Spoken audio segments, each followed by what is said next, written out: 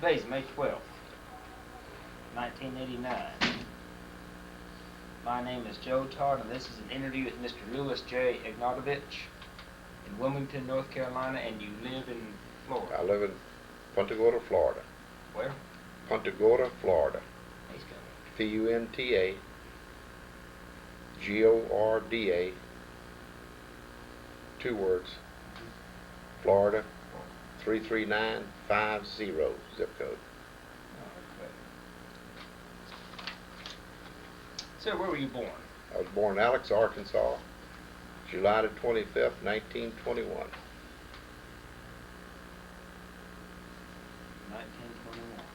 Shipped in the Navy in Little Rock, Arkansas,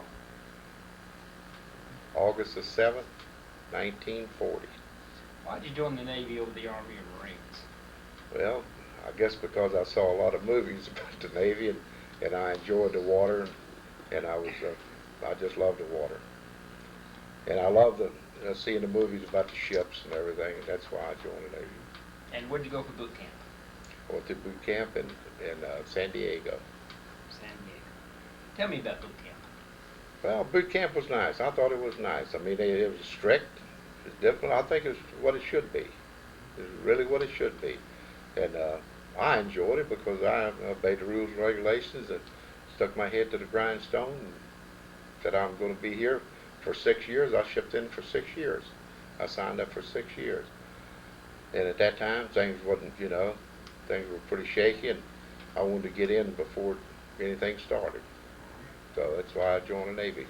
I went aboard the Oklahoma behind the breakwater in Long Beach, November, after I got out of boot camp. November 40. November 40. When you first saw the Oklahoma, what'd you think? I thought it was a beautiful ship. I thought it was a beautiful ship. And later on, I did learn to love it. And of course, when I left it, I had a pretty sad feeling. You look out there and you see the place where you lived for the past year and a half. It kind of gets to you, But I was ready to go. I was fired up. I was ready to go. Where were your quarters in the Oklahoma? My living quarters was the M Division on the second deck, port side. My battle station was in starboard engine room, practically 5 decks down. So, what do you do in the engine room? What were your duties? At that time, I was a fireman first, and I was a messenger. At that time, I was a messenger down there. I just made fireman first class. And I probably would have been assigned other duties after that if it hadn't sank, But that's what my duties were. I was a messenger in the starboard engine room. Messenger and oiler, you take the temperature of the bearings and engine, things like that. What other duties did you have besides the engine room? That was my principal battle station. That's where I worked, and that's where my battle station was assigned, right there. Okay. Like damage control or something like it, in case of a fire, my duties were right there. Now, what is damage control? Damage controls is if something was damaged, like if a shell came through or a bomb came through, you help patch it up. To the best of your ability to patch it up. Of course, we didn't have that opportunity, to do any patchwork. Didn't have enough time. What maneuvers did you go on with the Oklahoma? Well, we went out. The last maneuver that stands out with me is when we went out and when we rammed the Arizona. And I think right after that is when Captain Forey got relieved. What happened there when you ran the Arizona? What happened? Well, see, I was down in the engine room. I didn't visibly see what happened. All I know is, we heard it and had the emergency astern. And, what did it sound like? Well, it didn't really. I don't recall it making that much of a noise really, because the Oklahoma had a ramming bow, had what they call a ramming bow, and that's the part that went through the Arizona. And I went over to take a look at it when the Arizona, came in, but you couldn't see that much of it because most of it was under the water line, because that's where the Oklahoma's ramming bow was. The bow came down like came out underneath the water line. Was there much damage to the Arizona? I had a hole in it. I guess you could probably put a motor launch in it, you know. Motor launch could get in it. There's a, you know, it wasn't a real serious damage, but it was a hole in it. Were you on board when they broke the shaft? I was on board when they broke the shaft. They sent a diver down to tie the shaft up until we got it. Why'd the shaft break? What happened? Well, that we was in a storm. So apparently, you know, when you're in a storm, you come up out of the water, and the stress on the shaft is greatest when it hits the water again. When it comes out of the water, and it's relieved of that pressure, and then when it hits that water again, there's an enormous amount of stress on that shaft. And I would assume it had a weak place in that shaft, and that's what caused it to break. How much of the shaft broke off? That was underwater. I couldn't tell. It was up to the strut, I imagine, because that's where they tied it up. That's when the divers went down and put a cable on. And how'd you get back into dry dock? We went in on one screw. One screw? Yeah. Yeah, we only had 2 screws. You know, a lot of them had 4 screws, but we only had 2. The Oklahoma also lost an anchor at Battle. I wasn't aboard it when lost anchor. Yeah. Anything, other incidents happened besides ramming the Arizona up to December 7th? Any other incidents? Not that I can recall. Not that I can recall anything.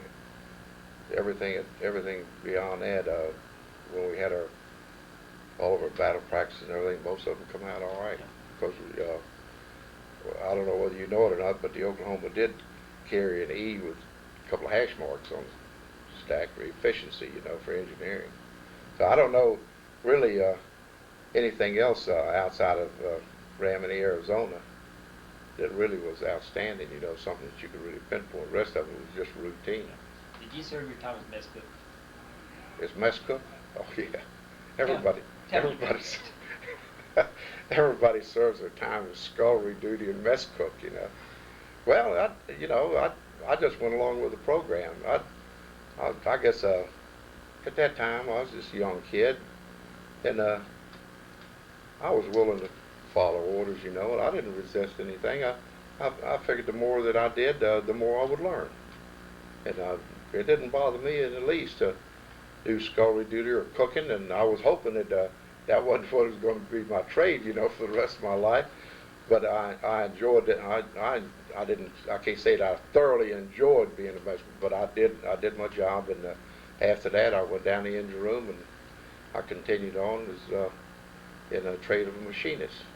So in 1942 I made first class machinist. Right after the war broke out, I went aboard as a store of Farragut. After I got off the Oklahoma, I went aboard the store of Farragut, and I stayed on it until after Iwo Jima, 1945. I came back to the hospital, Convalescent Hospital, Oceanside, California.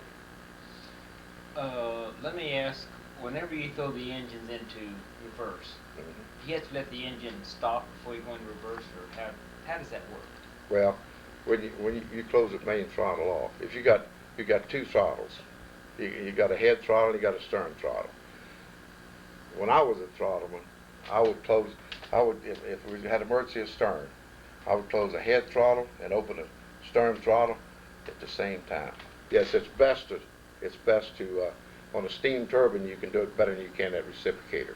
On that reciprocator you should shut it off, shut your main engine off, because it has to come to a complete halt before you can reverse it. Steam turbine is a little different. You can jump them a little ahead of time, but it should come to a complete stop. So I'm not talking about the ship now. I'm talking about the engine. Yeah. Okay.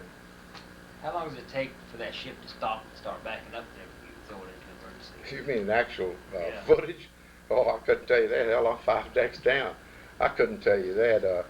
Really, I would say a pretty damn good ways. It's just like a car, you know. If you got momentum on a car, 60 miles an hour, compared to 40 miles an hour, you know. Actually, in the water, you got a lot of slippage too, you know. So I really couldn't judge that. You know, I couldn't actually judge anything like it, but I would say it's pretty damn good ways. Do you think we'd get involved in the war? Do I think we'll ever get involved in No, at that time, 1940. Did I think we'd get involved in a war? Well, I'll put it to you like this. At that time, we were studying silhouettes of Japanese and German planes. And of course, England was in it already. I'm talking about in 1941, England was in it already. And I myself thought that it was inevitable, really. The reason I thought that is because I thought that if we were going to support England and our allies, they had to have help. But I didn't suspect it would be hit the way we were.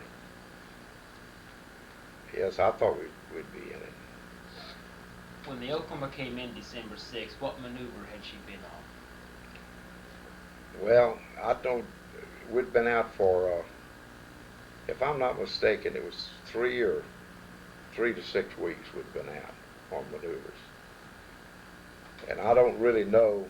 I know we fired at planes carrying drones, anti-aircraft batteries, and they also fired at 16-inch guns. But outside of that, I couldn't tell you because I was down in the engine room, not up on top side. But that was the practices, that we were out in. So you came in, and I heard there's supposed to be a big inspection Monday morning. That's right. What inspection was that? Well, when we went in, like down in the engine room, you have a warm watch where you keep so many boilers on the line in case you got to go out right away. Well, from what I understand, they didn't designate us as one to keep all the boilers right on the line, So we was more or less cold iron watch, which would have taken us probably an hour to get underway at the quickest, because you got to drain those steam lines. You can't, even if it got the boilers running right off the bat and got up steam, you can't shoot that steam at its steam line without draining the water out of them, because you wind up getting a water hammer, and you got a good chance of busting the steam line. So actually, I think that they could have gotten it underway if they'd had a chance, but there was no chance to get it underway. So I don't see. And we tied up next to the Maryland. And as far as I know, I never heard the shots fired off the Oklahoma, but they did say there was a .50 caliber that was fired.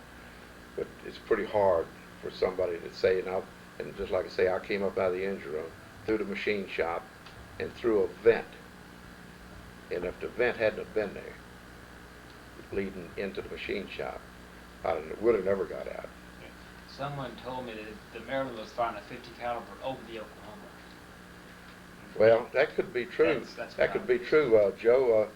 Like I say, it's hard for me to say, because when I got to the top side, the ship was pretty well on its way over. The mast wasn't far from the water, and I just held on to the ladder, and I came up behind John Darrington.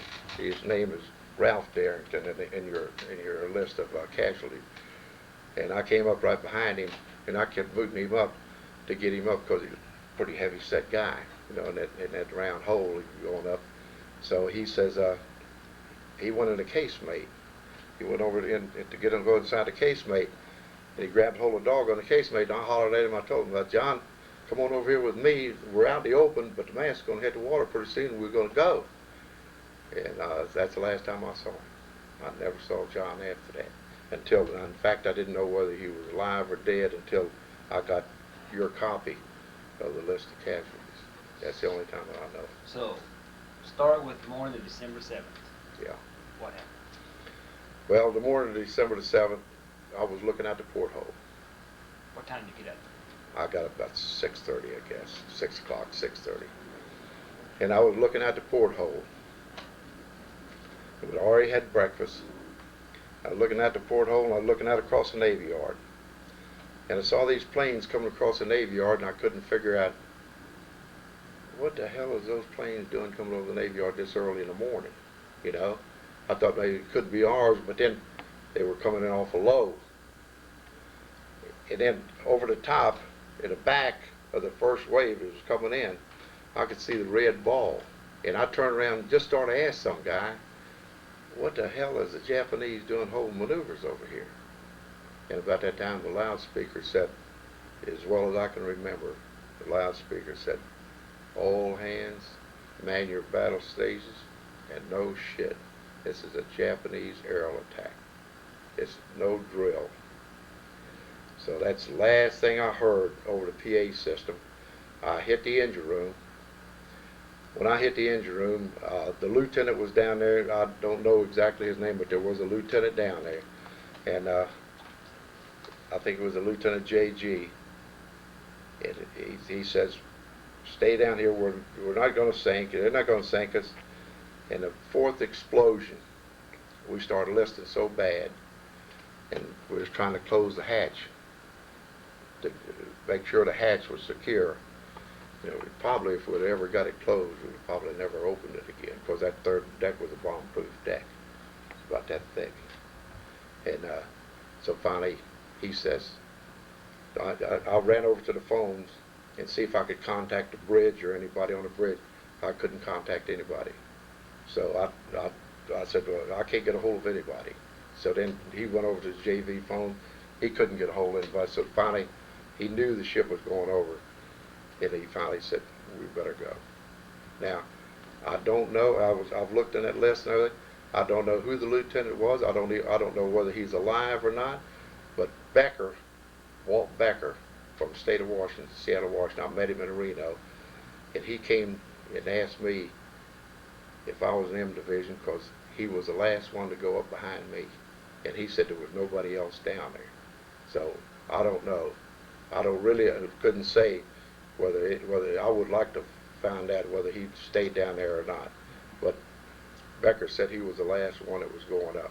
So that at that point, when the fourth explosion hit, he says, okay, let's go. So we went on up. Like I say, I pushed John Darrington up the ladder with my head, and the guy behind me was doing the same thing to me. So when we got up on top side, I went over to the ladder leading down to the main deck next to number 3 turret. And I sat on that ladder, and inside the casemates are the 5-inch guns. The ship was listed so bad then, I just held right on to the ladder. And after that, Joe, when the mast hit the water hit me, and I was gone. So when I came up out of the water, I was a good ways out. I'm a pretty good swimmer. I learned to swim when I was 5 years old. And I'm a pretty good swimmer. I could run right on out as far as I could go. When I came up, a motor launch picked me up somewhere out there within a minute or two. I know it wasn't long. It wasn't long before this motor launch picked me up. And I got in this motor launch, and I was sick as hell from the fuel, you know, because the fuel on top of the water. I got in this motor launch, and we started going, and I looked up, and I could see the plane, another wave coming in. See, I was around, I don't know, they said there was 300, 350 planes coming in. So when I saw the other wave coming in, I kept thinking in the back of my mind, that's why I sat on that deck, waiting to go the long route instead of trying to go over to Ford Island, because Ford Island and Battleship Row was taking all the brunt of the bombs, strafing, and everything else, see? So I figured if I'd get out in the open, I'd have a little better chance because they wouldn't pinpoint me. So when that launch got fairly close to shore, we wasn't too far from shore, and that wave was coming over, I bailed over the side. I went over the side. When I crawled up on the beach, a Marine got me. He threw a rifle on me and said, halt. So I just stood there. I said, hey, I'm not going any place. He said, where'd you come from? I said, I came off the Oklahoma. He said, well, just stand right there. I stood right there. 2 more guys crawled up on the beach. I don't know where this car came from, but a car came up. had white seat covers. I remember those white seat covers that stood out, you know, it stood out in my mind. I said, my God, I'm going to get in that car with white seat covers, you know. So he put us in the car, took us over to submarine base. The guys over there threw all their clothes out. We went in, took a shower, get the fuel oil off us while the raid was going on. Went in, took a shower, got all the fuel oil off of us. They was trying to get things together. They had 45s and 30-06s laying around there, you know. Oh man, just give me something, you know, just in case they hit the beach. So this went on. There's a lot of confusion and everything, you know. This went on until, I guess, 10, 11 o'clock. And then after that, things got quiet. And then later on, we got the word that some stragglers, that some of the planes, apparently they ran off and left some of the planes, they're carriers. They'd run off and left some of them, but they'd come back trying to find a place to land or something. Or it might have been their own planes, I don't know. So anyway, after that, it was kind of quiet. Around midnight, everything was getting a little organized. And they said that we've got cruisers and destroyers out there. We're going to bring all the ships that are laying out in the bay right now that are not damaged. We're going to bring them up to full wartime complement. So they asked me, we've got a cruiser and we've got a destroyer. Which one do you want? I said, I want the first one that's leaving. The first one that's going out. Because I was ready to, you know, you're ready to go after them, you know. So they said the Farragut was going out in the morning. I said, I'll take it. I went aboard the Farragut at 4 o'clock that morning. And we left at 6 o'clock for Midway and Wake. That was December... That was December 8th. December 8th. We left for Midway and Wake. We came back after December 27th. We came back. And then after that, we prepared to hit islands and run. And then we wound up in the Battle of Coral Sea. We played decoy. Before we get there, whenever you could see the upturned hull of the Oklahoma, what was your reaction? Whatever what? You could see the Oklahoma outside. Oh, after God. that. What was your reaction? Sick of my stomach.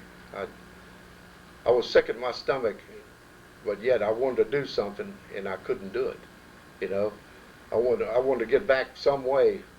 At the Japanese for doing it, and there was no way I could do it because you know everything was pretty much confusion. And Joe, if it had landed, I'm afraid we'd have had a hell of a battle. Because I tell you, things were pretty confused, you know. Do you think they were going to land? Well, I didn't really know. I didn't really know whether they were going to land or not. But see, you wouldn't really know that anyway because you don't know how many, if they brought troops with them and supply, because they're a good ways from home, and they had some way to keep them supplied. So I really didn't know whether they would do it or not, but it's a damn good thing they didn't. They made it as a hit, and that was it, hit and run. But if they'd have made it with 200,000 troops, I think they would have probably taken Hawaii. So Battle of Coral Sea. The Battle of the Coral Sea. I was on a Farragut in the Battle of the Coral Sea. What did the Farragut do? The Farragut, we was with the cruiser Australia in Chicago, 3 cruisers and 3 destroyers, and we was playing decoy off a yapping truck.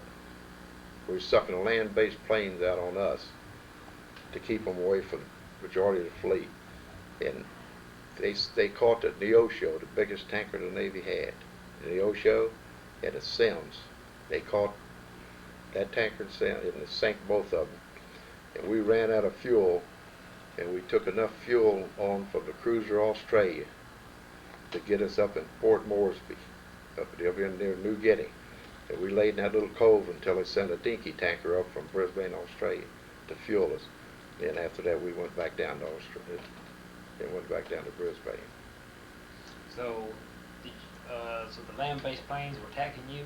Land-based planes were attacking us, yeah. Any damage? They come out on that. Well, they hit the Chicago, and but most all of us escaped. No, there was no damage to us. No, we lucked out. Did you think? How did you think the battle was going, Coral Sea? Well, I thought it was going pretty good for the simple reason that at one point they opened the systems up from the aircraft, to us so we could hear it. So the crew could actually hear it, what was going on, you know, what was going on in the battle. Yeah, I thought it was going good. In that time, it really boosted our morale, you know, because you could hear the pilots, and it was going good. Now, Joe, if you wanted to, I've got a copy in my folder. I've got a copy of the history of the Farragut, exactly what the Farragut did, you know, what engagements we were in.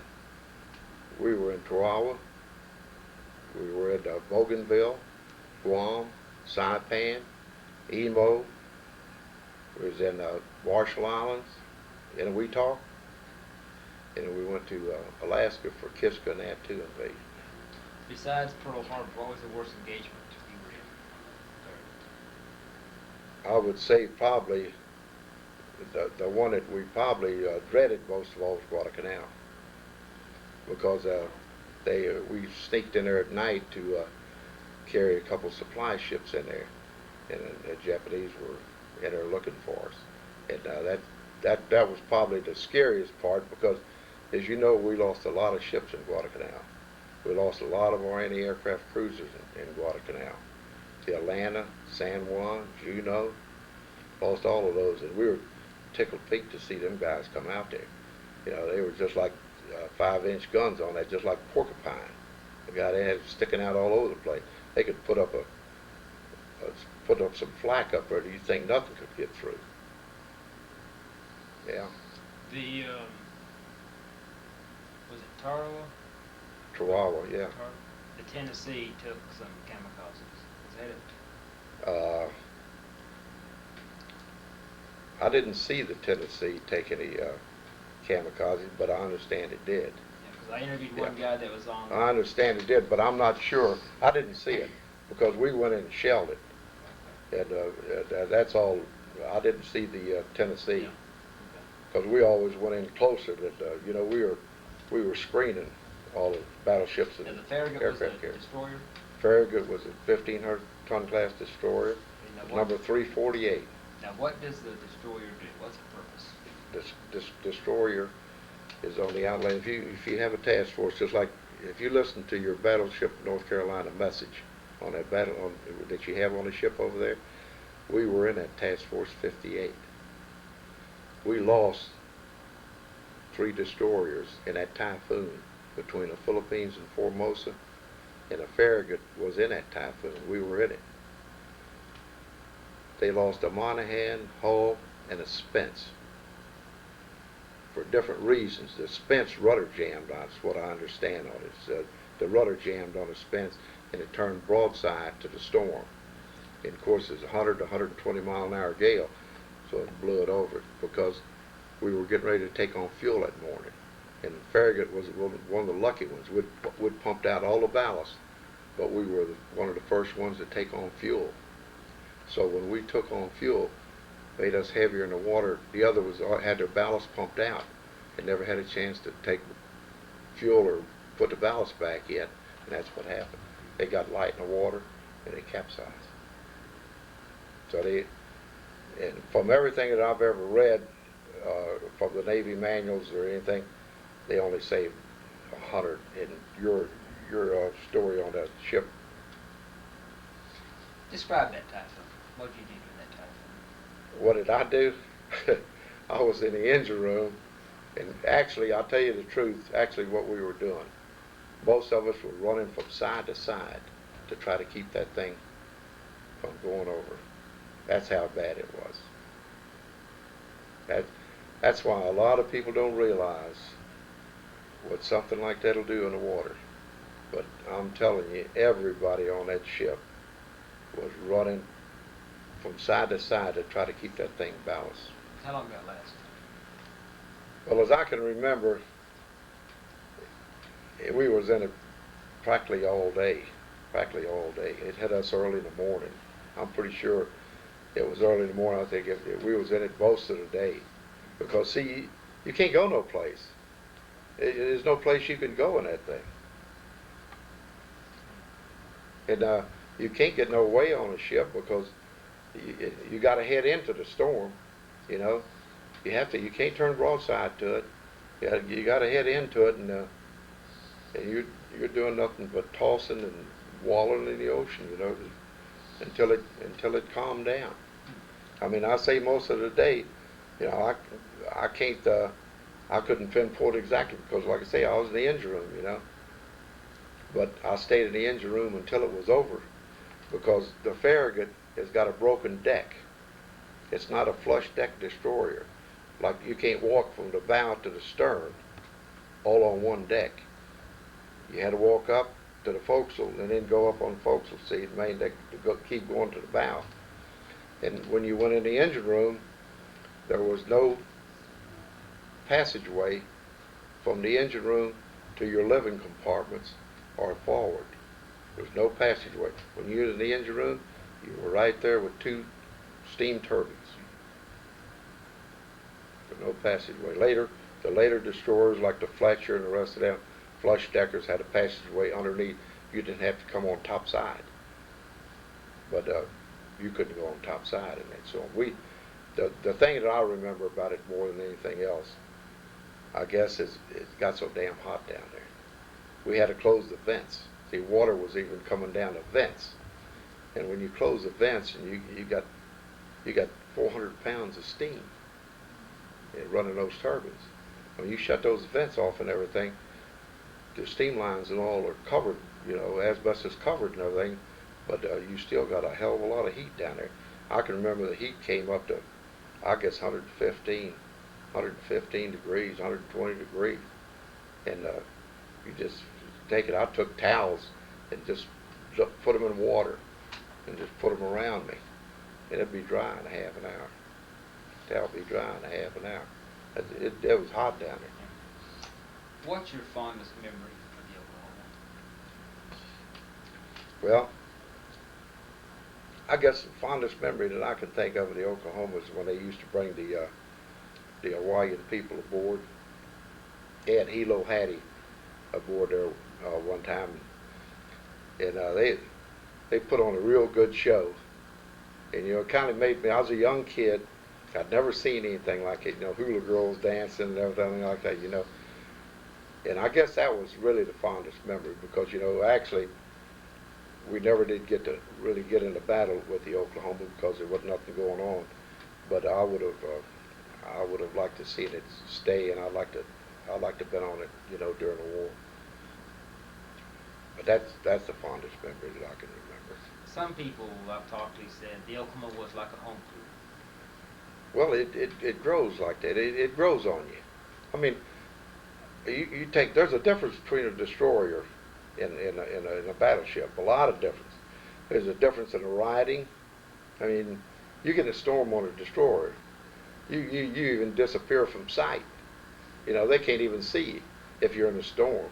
You just go up the swells, you go down, you disappear completely. So there's a different type of life. There's a looser life on a destroyer, because it's a more harder life, and you got more role, you got a different role on a battleship, and a battleship is like a little floating city. I mean, you got everything on it. You got all the conveniences. You don't really need anything. You have your movies and everything else. Destroyer, you can't have that. You go to sea on a destroyer, and there's no place that they can really have the movies, The newer ones, they could go down to mess hall and show the movies, and guys could walk from stern to the bow. But on that destroyer, you couldn't do it, so there was no place really to have movies. We had our movies on top side. If it was real calm and everything, we had our movies on top side. That was when you was in port or something like that, we're in a safe port. Yeah. But during the war, lights out, you never had any lights on the outside. Well, I think we have a good interview. Okay, that's very good. Good. Very good. I appreciate it. That's all right. But now I've got I was going to show you. If you'd have said something about it earlier, I didn't know you was going to ask me about the destroyer that I was on. But I've got a list of every engagement we were in. Every engagement.